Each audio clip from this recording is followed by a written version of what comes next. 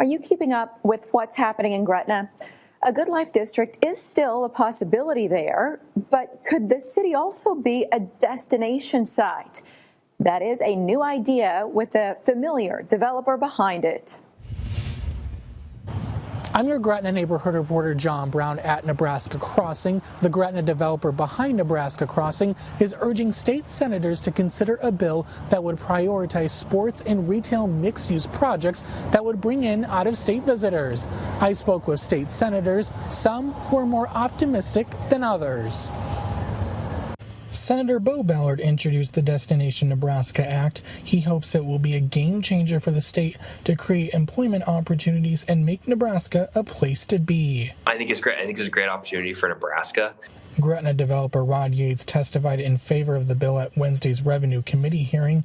Yates says he has his own $5 billion project for areas such as recreation, tourism, and more. I like his vision because he has a proven track record.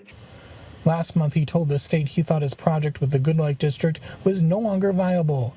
Ballard says his legislation is different from the Good Life districts currently in the state. The difference is there's no reduction in state revenue. General fund dollars from the state are not impacted in this Destination District Act. That's the biggest distinction for me.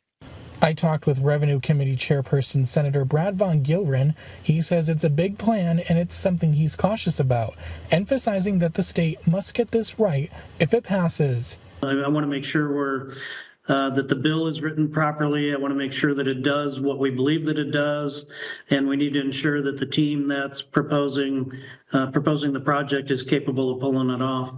Ballard says there would only be 2 districts if the bill passes, and several requirements would need to be met, like maintaining a minimum of 10 million visitors a year.